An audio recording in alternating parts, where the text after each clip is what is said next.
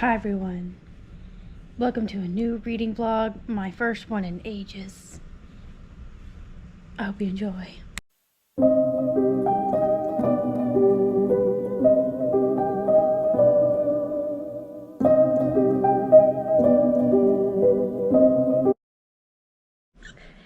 Hi, I'm back for my reading vlog, and I know what this reading vlog is going to be about at least. Okay, it's unintentional. I think last time I saw you was yesterday, and I showed you about my piggies and how they are at, and what I've been reading. I don't know if I told you reading Chain of Gold. Yeah, I did tell you that. Anyways, I know what this reading vlog is going to be about. Weeks ago got this book called Gangster Redemption. It's by Lawton. He is a YouTuber who talks about his time in prison. It's about prison reform and all that stuff. So he was in prison for about 12 years because he was a jewel thief. And he talks about his life and what he's been through. And I think I'm going to do a reading vlog about his book because I got it on the Kindle.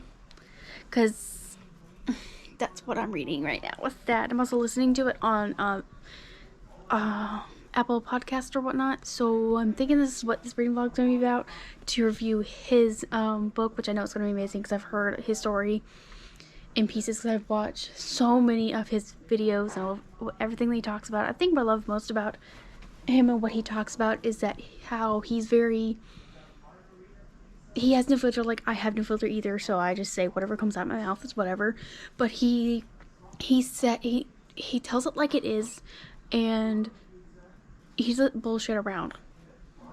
I don't like people who bullshit around because, one, I have a problem understanding if people are being fake sometimes. I'm like, are you being fake or not? Like, that's just me because I have childhood trauma and all that stuff. So when I was younger, I didn't develop certain things I know I was supposed to develop when I was younger. So I'm very socially awkward in that way, and I prefer people who are straightforward and tell it like it is. Like my fiance, he says it like it is. Like when we worked together, because he was in a higher position than I was, so he had to kind of tell me if something looks like crap. He'd tell me. He wouldn't go in a roundabout way like, oh, you can fix this better, like, nah, whatever. He'd tell me, hey, that looks like shit, fix it. And I'd be like, okay, cool.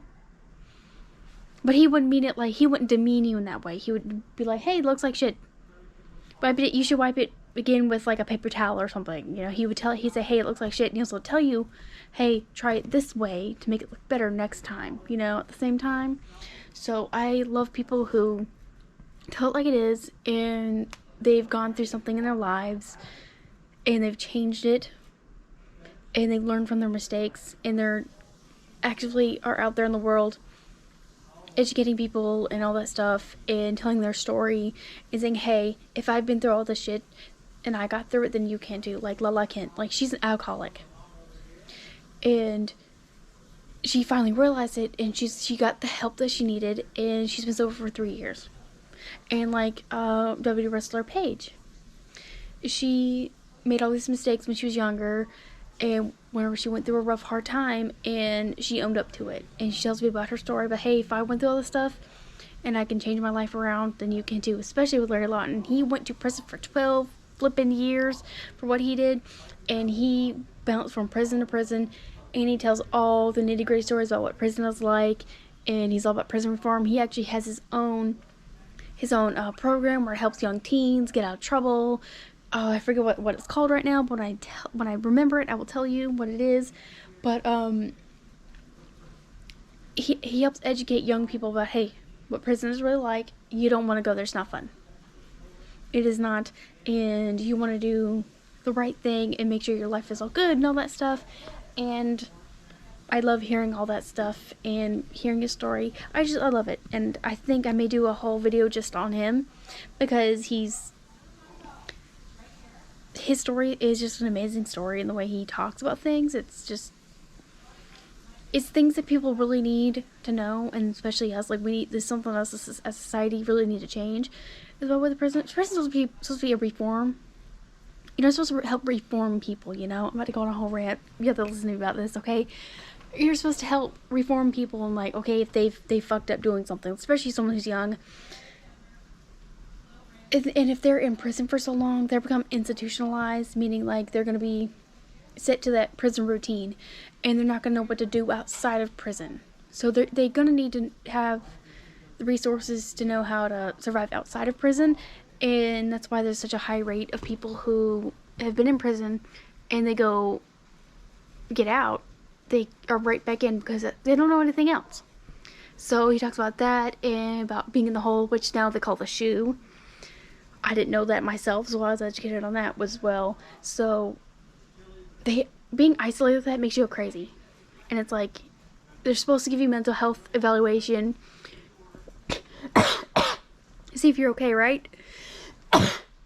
Oh god, hairball. Anyways, they're supposed to do that, but they don't, because they're like, you're supposed to have like an hour of recreation, like being outside, whatever, to get the sunlight. And the prison guards, not all prisons though, like, but most prisons do, where like they'll make an excuse like, oh, it's bad weather, so no. Oh, we're short staffed, and they don't do that. And it's like, that's so detrimental to people. That's why the people who are in the hole or the shoe, as Larry Lawton says, they go crazy, and they make like, they raise hell. Like, that's why, like, it's supposed to be a punishment, obviously, like, if you're being an asshole or something like that, just threatening the guards, obviously it's supposed to be like, I get that part, but like, to be that extreme about it, to like put them in there just because you don't like them. He was in there like writing letters to senators because he was like, hey yo, the prison system like sucks, like your guards are treating us like crap, like oh my god, I need to, like, I'm not gonna get too much into it because I'm gonna make a whole video about it. Like, I'm gonna make notes because I want to spread awareness about this man, because he's a good man. He's a really good man. So when his story needs to be heard, and yeah.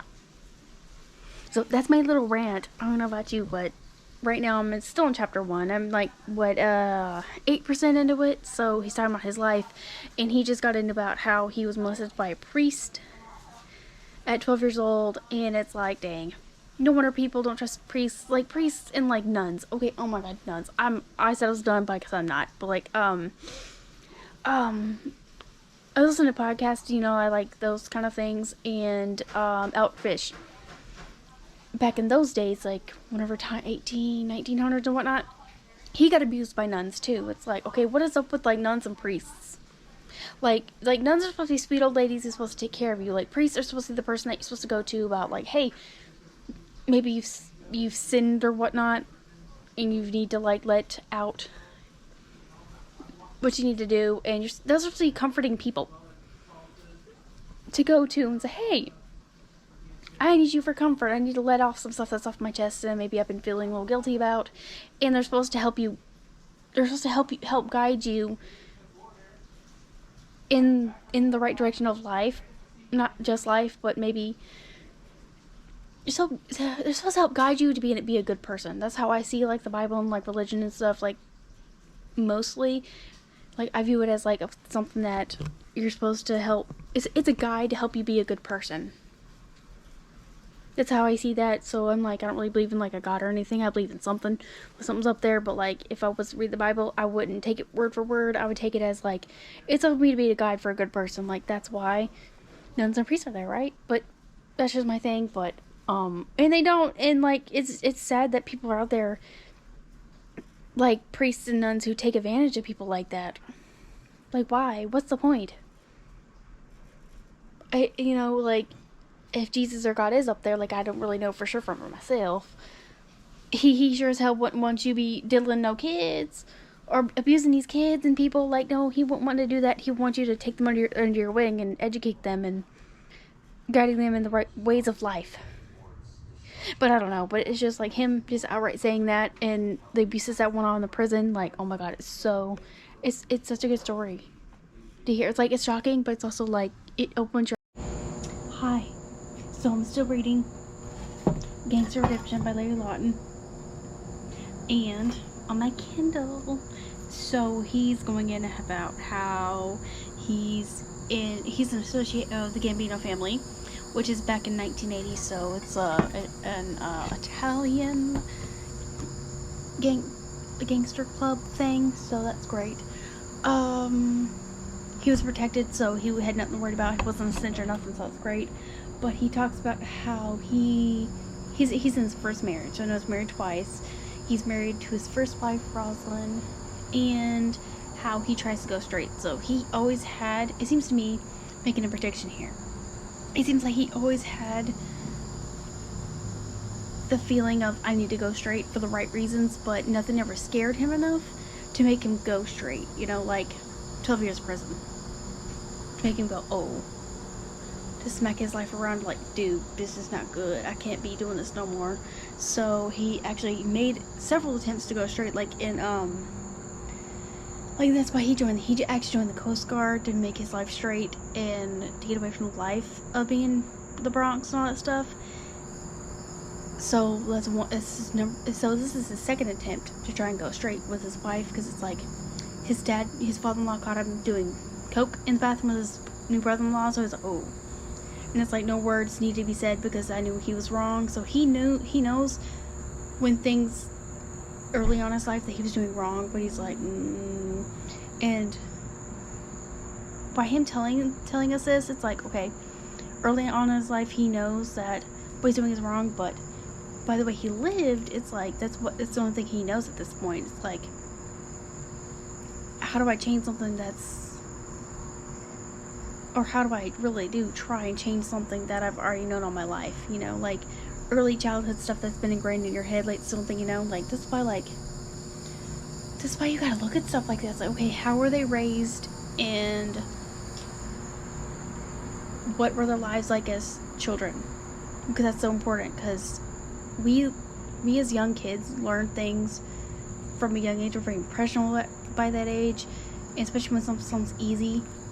It's crime, I guess, if you get into it and you have the knack for it and you do it.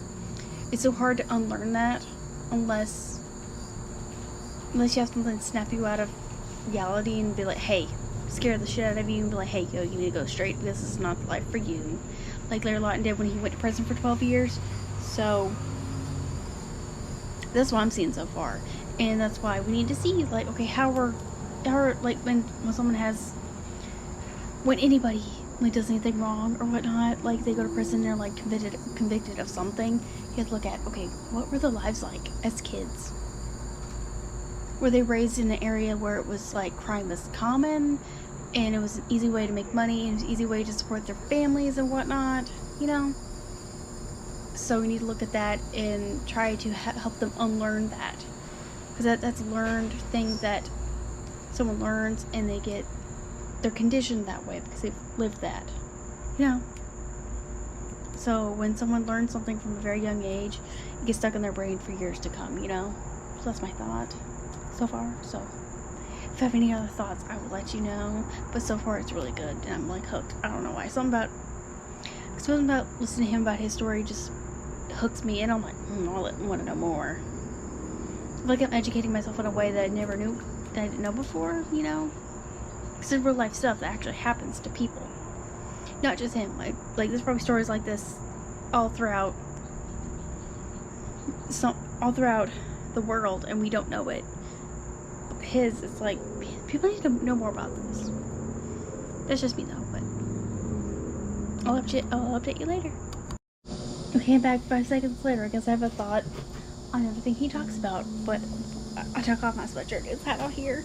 It's like 90 something degrees out here with humidness out here in North Carolina, but don't judge me. But I guess what I like is how when he's reading it, because I like to read and listen to something at the same time, it helps me comprehend and actually be better in the story. But what I actually like that he does is that he actually adds like almost extra commentary background to it. Like he's talking about how he's going in and it's like an iron that you iron clothes with. So he takes it, puts on his stomach, and he says, where's the fucking money? I swear. The kid's like, I don't know where it's at. It says his scream is horrifying, and what he adds into there, it's not in the book, but it's in his commentary in his podcast he has Radio with Larry Lawton. He says like he can still hear the screams and the flesh burning and stuff, so he adds that kind of things where with him doing all this kind of stuff, like his whole like things is I never forget. I don't know if I'm saying exactly like him, but I'm trying.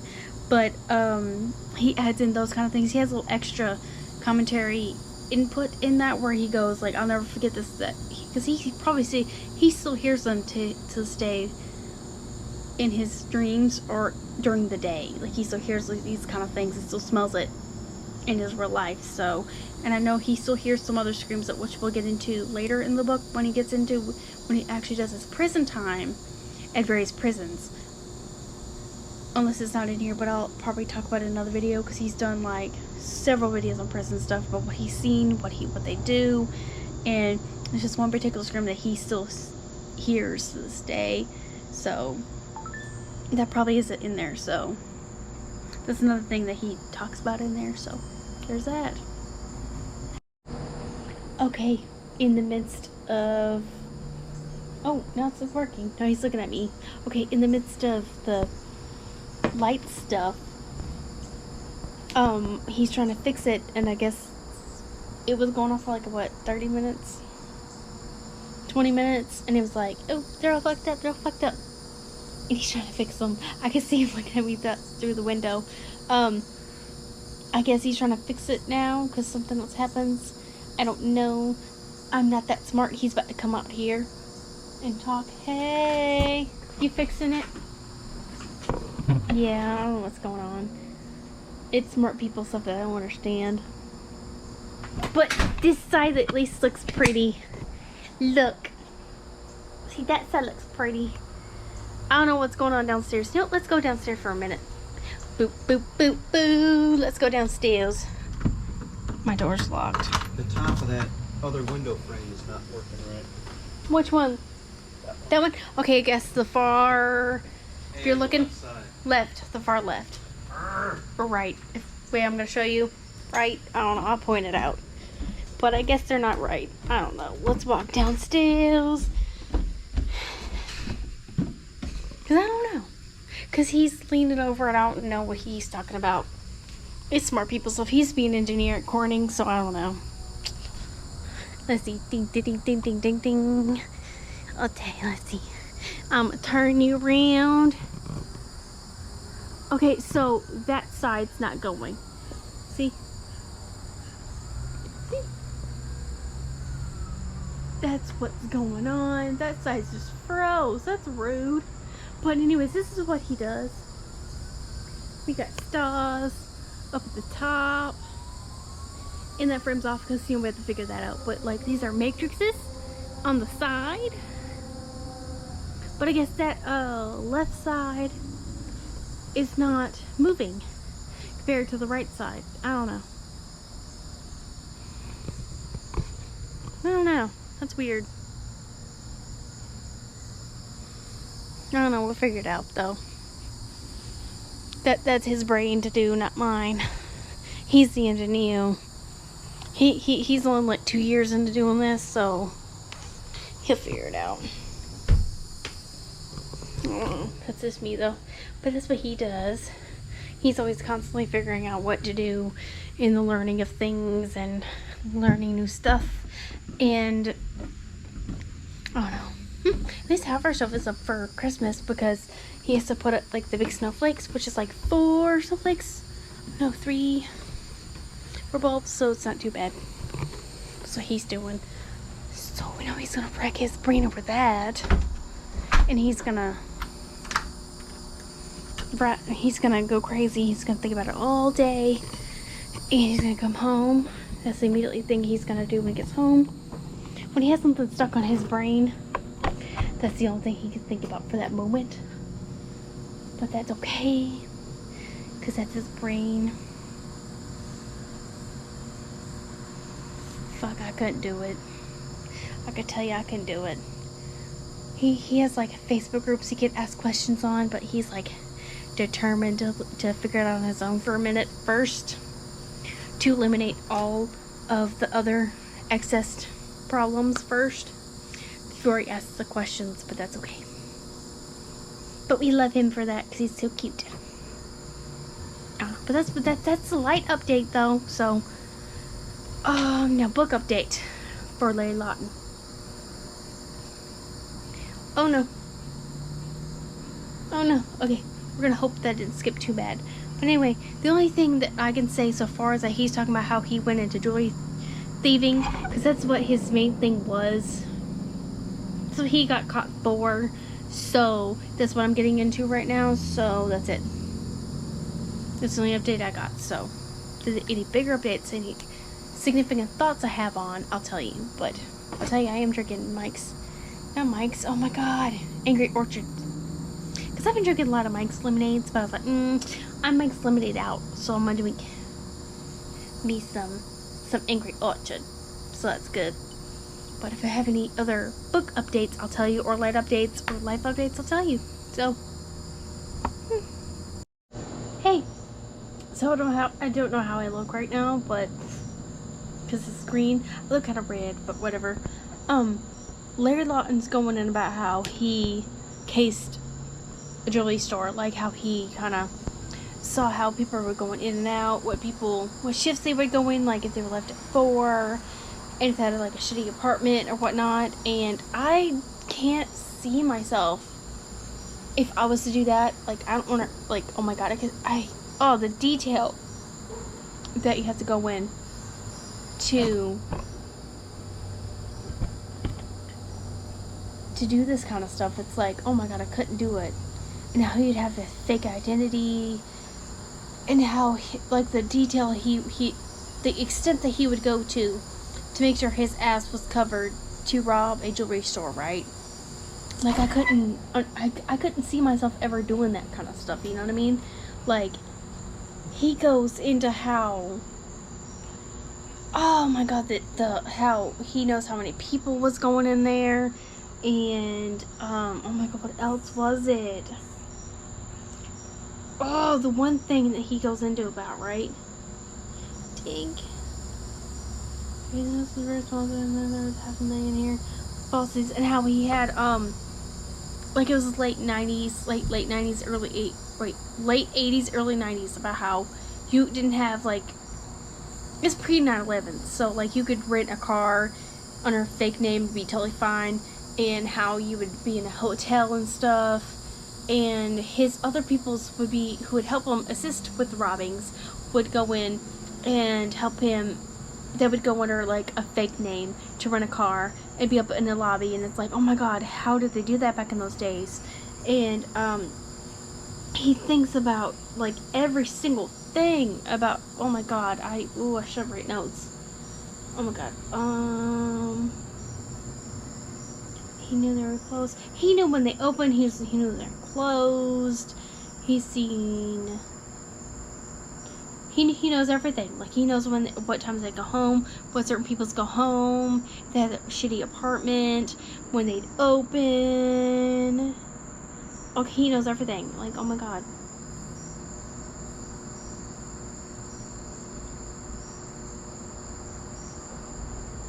It's just like, I can't. Because he has to sit there in front of the store. Like, oh my God, he even goes in about how, if he sat in front of one of the windows, and like the glare of the window. But he knows that simple detail that wouldn't hurt you. And it's like, oh my God, I couldn't do that. It's just, like, if you're a really good robber, like, you would go in that detail. Like, that fine detail you would never think about. Oh my God, the front door buzzer. Oh my God, he knows everything. Like, he like, when he went and robbed people, like, he changed his look. He tinted his hair. He made sure he looked like he had money, you know? Because I guess jewelry people, they could rob you. Not, like, directly, like, alright, give me your money. This is a robbery. Pew pew! That kind of thing. Like, they rob you in a way that's very slick. In a way that you should never know, you know? So, they'll show you, like, a $400 ring that's supposed to be, like, $500 rings or something like that. I guess there's a difference between different, like, the dimensions of a ring. I don't know. That's not my thing. But he goes in about that, and he knows, because I guess he educated himself on diamonds and stuff. And it's like, oh my God, I don't know. I can't even. But, like, I do know that he was always nice when he robbed people.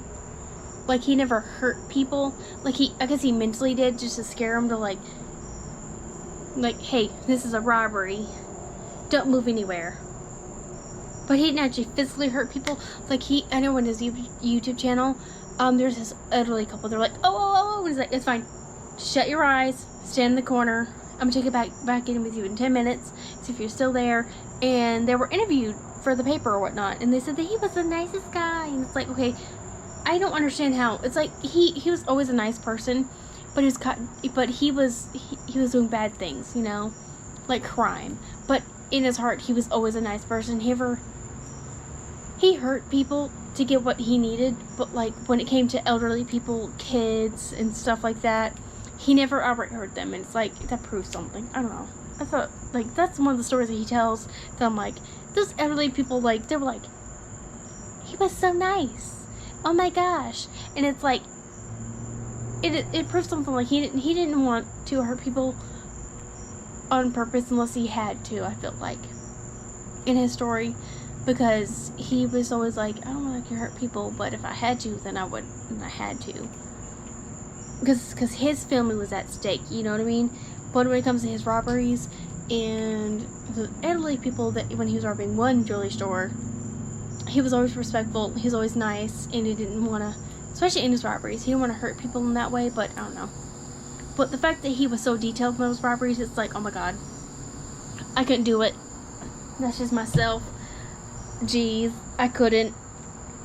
Like, I'd be stupid.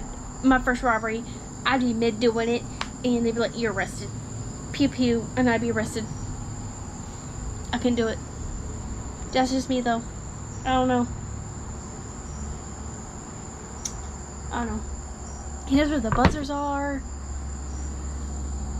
I don't know. I'm gonna have to do another update on this. You need to hang on for a part 2. You see, he came back. Like, he presents himself as a customer, right? For like a couple days. Cause like, he's like, oh, okay, I'm gonna case the place and know where like the big loose diamonds are or whatnot.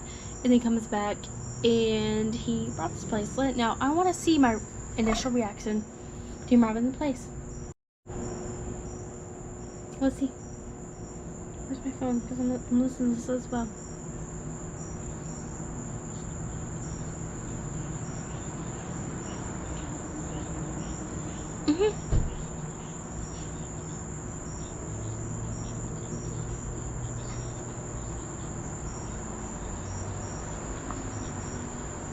Fingerprints. Never leave fingerprints.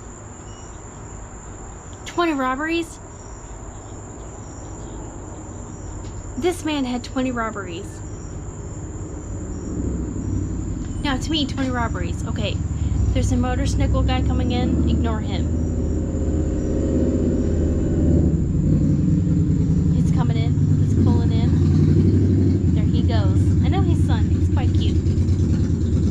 I go to the pool and he's like, Raven, what's up? And his name is James. It's cute. Okay, he's done. Anyways, like 20 robberies, I couldn't do that.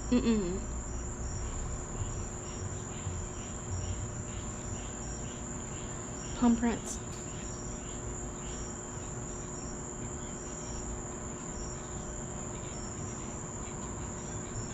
Phony names.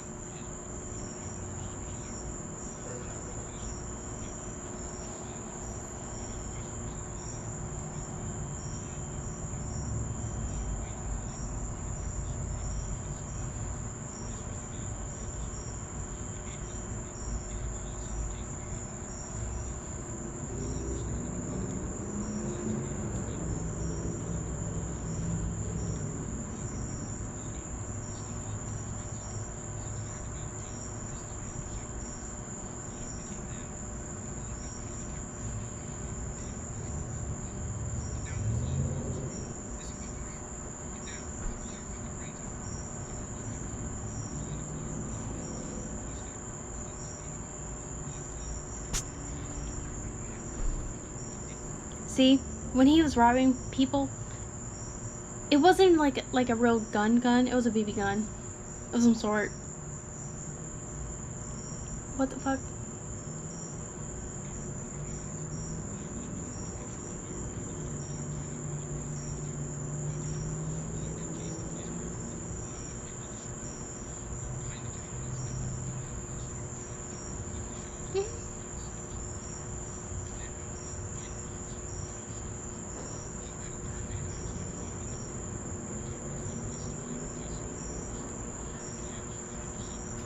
Oh my god, I forgot.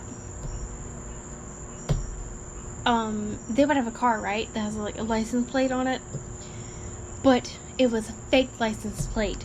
They would even have that covered. See, I couldn't think of all that stuff. What? I forgot about that because I've seen some of the YouTube videos about the chapters on this book already, but I didn't think about that.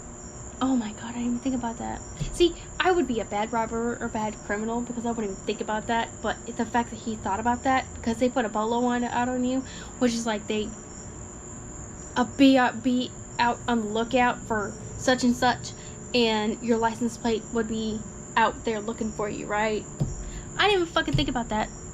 Me, I'd be a dummy. I'd be a terrible jewelry thief. I'd be like, give me that pretty red blue diamond right there. And I'd take it, and then I would be like, screwed. I'd be up in jail. God, that's, oh my god.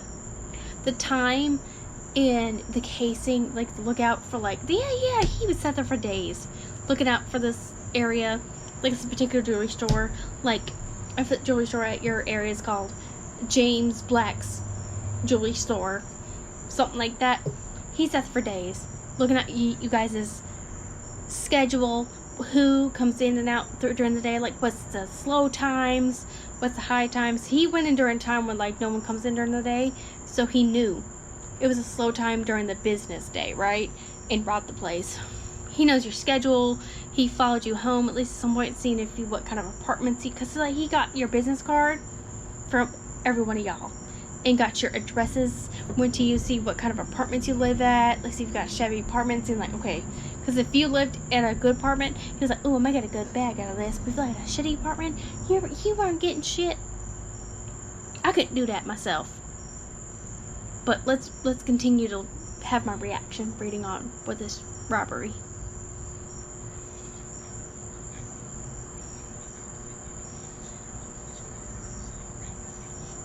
Oh, police cruiser.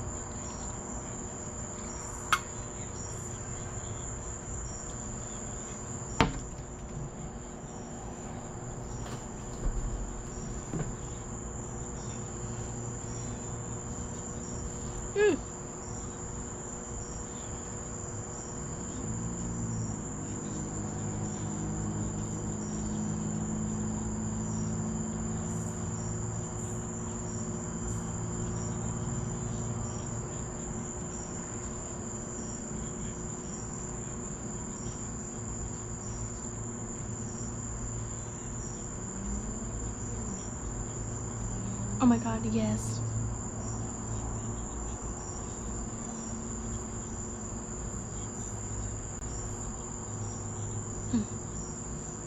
There's a spider over there, and I'm very worried about it. So if I keep looking that way, it's because on my balcony, there's a spider that's right there. So that's why. I'm not crazy. I'm just making sure he don't attack me.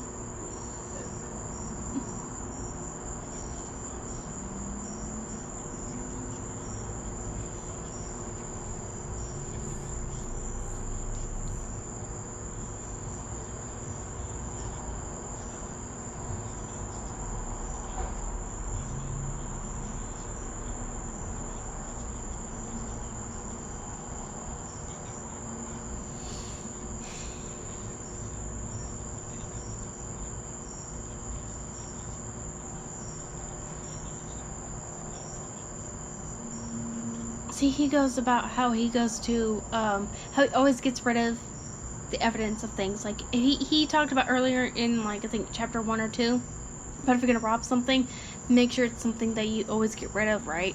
Like, you don't want to store it, because eventually it's gonna eat up the rent that you have to store it in, and the risk of you getting caught. And he goes about how, there's this underground place where you can put things, like his pillows, and, like the fake license plates, the clothes. He could burn it in their incinerator, they could use it to melt gold. So he goes about how he instantly, when he gets away from robbing a jewelry store in the beginning, he would stop off somewhere. They wouldn't stop anywhere to go eat or anything. He would stop maybe to go get gas or something like that. But they would instantly change to something normal, like out of their costumes or whatnot. Their costumes or whatnot, to make sure that they look normal, like in your jeans, shirts, look normal, like the I did rob places, and most importantly, the license plates. They would change the license plates out where like it was a fake license plates, but it'd be the correct license plates to the original car. So they did that. So he's talking about that right now, which is, oh my god, I couldn't do that. Oh my god, it's so much stuff to think about.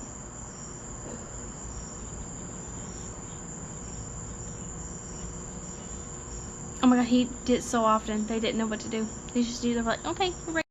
Hi, what's up? I am doing an update. And yes, it looked crusty. That's okay now. Last night, I had 3 things of vodka and cranberries. So if I was a little rambly, that's why. So I get inspired when I be drinking that. I don't know. And I'll show you what I'm drinking right now. I'm drinking the Jameson and Coke. Good stuff. Anyway, I am still reading Lawton's book, Gangster Redemption. I am on chapter 8 right now. Now he's just got done telling the story about how he got caught and what happened with that, how they're looking for him, all that stuff, and his life as a single man, him hoeing around like all gangsters do. And he admits this day that was wrong to do, to be hoeing around behind his wife's back and all that stuff. And he's both good friends with his wives, which is ex-wives now, which is great. And he got into how he got arrested in front of everybody in his neighborhood. Things got shut down. And there's actually a video on his YouTube channel where he talks to the I think the 2 kids that they lightly worked for him, where they kind of didn't know what he did, but they kind of helped him out here and there and stuff. So, and the influence that he had, just him being a good man outside of being a jewelry thief, obviously.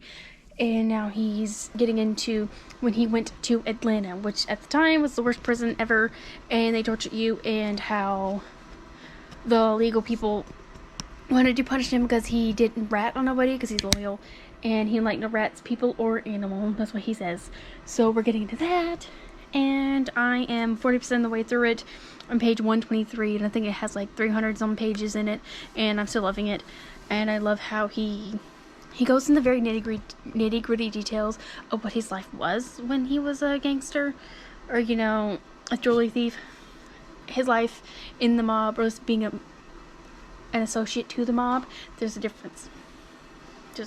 So, and he's telling you how prison works in the different levels. Like, what did he say? He had said there's several levels. Levels receive well, there's a camp, supermax, there's four. I'm still trying to find where I saw that at. God, I am stupid. Hang on, give me a minute.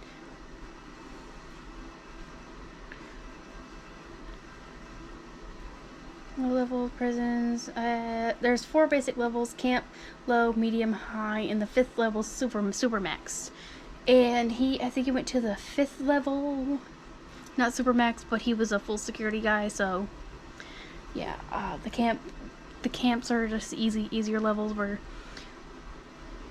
from what I understand, it's at least from what he has said in his previous videos, it's very laid back and leisure. It's not too much intense. It's like, oh, you went to camp, but still, like, prison still isn't good. But he's getting into that right now. So chapter 8, journey to Atlanta. So if I have anything else I want to add to that, because I know he's going to get into some gnarly things. I know he writes letters to senators about the abuses that goes on in prison, and the guards take that out on them because they were like, I have power over you. And yeah, so he gets all the nitty-gritty details of all that, so I will tell you my thoughts on that.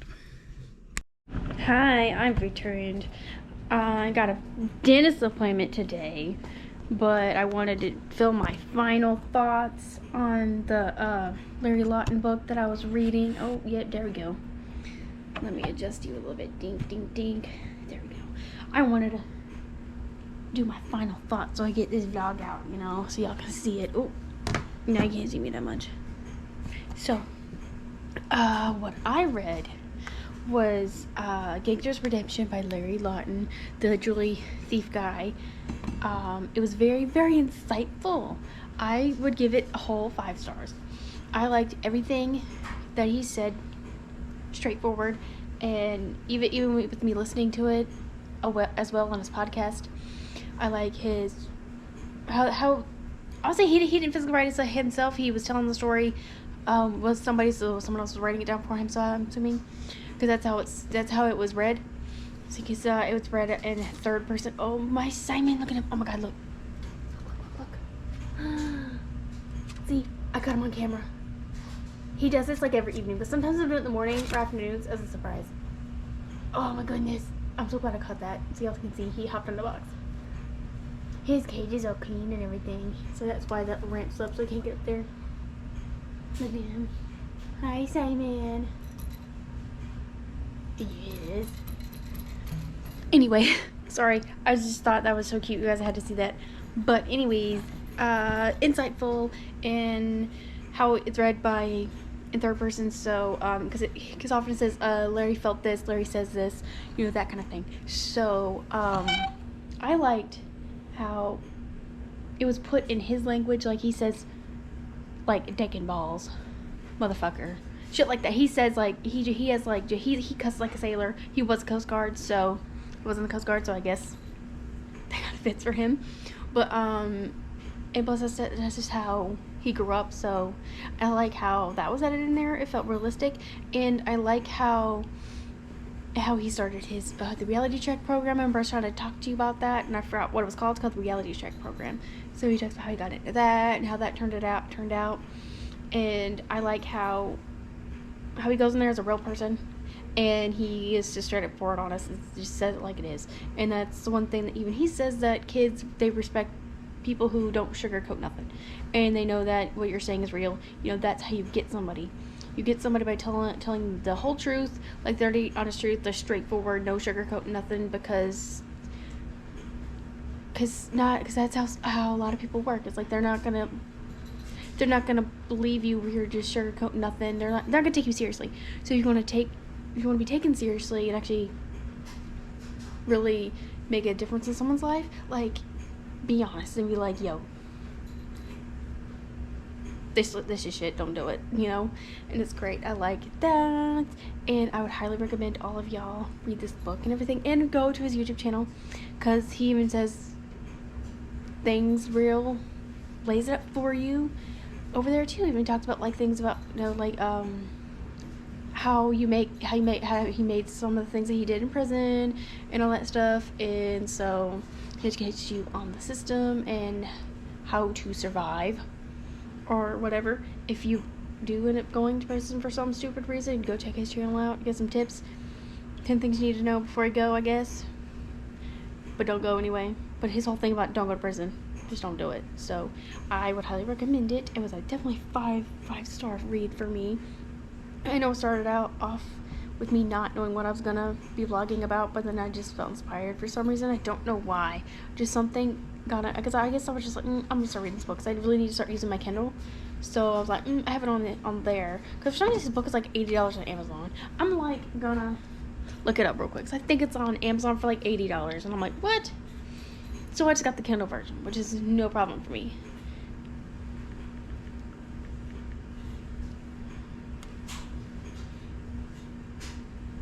Oh shit. Okay, now it went up. Okay, Amazon, literally. It could be wrong, I don't know, but like it says, Gangster Redemption, how America's most notorious jewel robber got rich, got caught, and got his life back on track. Yeah, see, it's paperback. $125 now. What? Larry, what is this? What is this, dude? I'm gonna need to answer this. Or maybe it could be a fake. I don't know. I'm gonna say it could be a fake though. See, now the Kindle version now, which I got the Kindle version. Oh, I can't see it now because I already got it. But it was not that expensive. It wasn't. But what's up with that? Maybe it's because it's through Amazon. I don't know. Maybe I need to look through your actual website or whatnot. But on Amazon, it's like $125. It was $80, but I don't know why I went up that high. I don't know, but I read your book and I got your Kindle version, so it's okay. But that's great. I guess that's all I gotta say is that it was a great book. Read it. It had some very insightful things on everything. Like even things that I was very naive and uneducated about. I educated myself. 'Cause, you know, I'm not gonna go to prison. At least I hope I'm not gonna go to prison. If I do, or well, I'm not going to. But if fate had it that I was gonna go, it would be over something stupid that I didn't know I did. To be honest, I probably would get caught up in something I didn't even know it was, like Peggy Hill. You know that episode where Peggy Hill, she's talking with this prison inmate guy, and she was really smuggling coke in the prison and she didn't know it. That'd be me, because I'm just so naive like that. But I'm okay. So that's why I didn't know most of the things that happens in prison, is because I'm just I don't really do any bad things. I think like the worst thing I did was when I was a senior in high school, my last day, I stole 3 library books. Yeah, that's the only thing I did. But like, it's because like the 3 books that I got, like no one was reading them. They weren't checking them out. So it's like, I like this author. No one really in the school like checking them out. So they would have been discarded or whatnot. So eventually, I just took them off their hands. They probably don't even know that they missed it. I don't know who's chewing on over there, but stop it. But yeah, that's the worst thing I've ever done. So if you consider that worst, but I don't know. But I'm in this vlog. You stop ranting. But read the book. It's great. 5 stars. Check out his YouTube channel and his podcast, because he talks about news stuff. He's just very unfiltered, and it's like if you want if you want to listen to somebody that's very unfiltered and just is like unapologetically him, and he's like, yeah, go check that out. So I hope you guys have a lovely morning, day, evening, night, wherever you guys are at in the world, and I'll see you in my next video. Bye.